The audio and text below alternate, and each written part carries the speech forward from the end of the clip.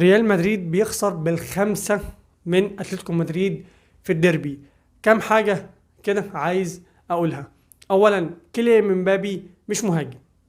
كيليان امبابي مش مهاجم. كيليان امبابي لو جاب 100 هدف في الموسم وكسر رقم ميسي مثلا في سنة 2012، برضه كيليان امبابي انا مش هعترف بيه ان هو مهاجم.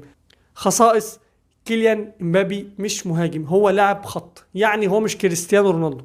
الناس عايزة تستنسخ تجربة كريستيانو وهو مهاجم.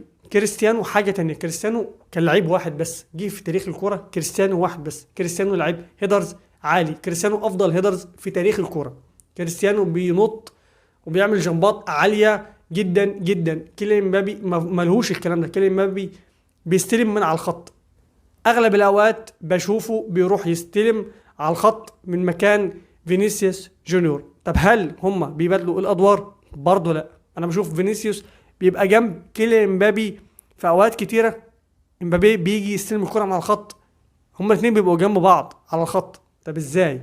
تيبو كورتوا من وقت ما جه ريال مدريد، البطولات اللي اخدها ريال مدريد تيبو كورتوا بنسبه 80% هو مساهم فيهم. لو شلت تيبو كورتوا وجبت اي حارس تاني مكانه، ريال مدريد ما كانش هياخد البطولات دي. ريال مدريد كان هيخسر بسكورات اعلى من كده. تيبو كورتوا شال ريال مدريد في اوقات تانية وفي اوقات صعبة وفي ماتشات صعبة جدا، وشالهم من نتائج كانت هتكون نتائج وسكورات عالية جدا. دفاع ريال مدريد انا ما شفتش اي تحسن عن السنة اللي فاتت. دين هيسون انا بشوفه ان لعيب، هو لعيب على قده جدا، مش ريال مدريد ابدا. مش ريال مدريد ابدا. ده مش لاعب بحجم ريال مدريد حتى وان كان صغير في العمر. بس انا شايف ان هو مش هتطور. انا شايف ان هو لعيب بسكوته، لعيب طري، لعيب ني، مش خصائص ريال مدريد ابدا.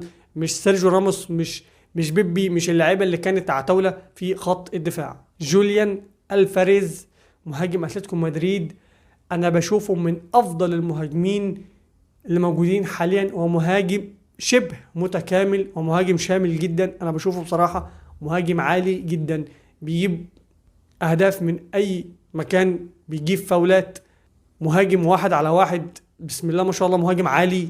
انا ما شفتش مهاجم كده من فترة كبيرة. لا، مهاجم عالي جدا.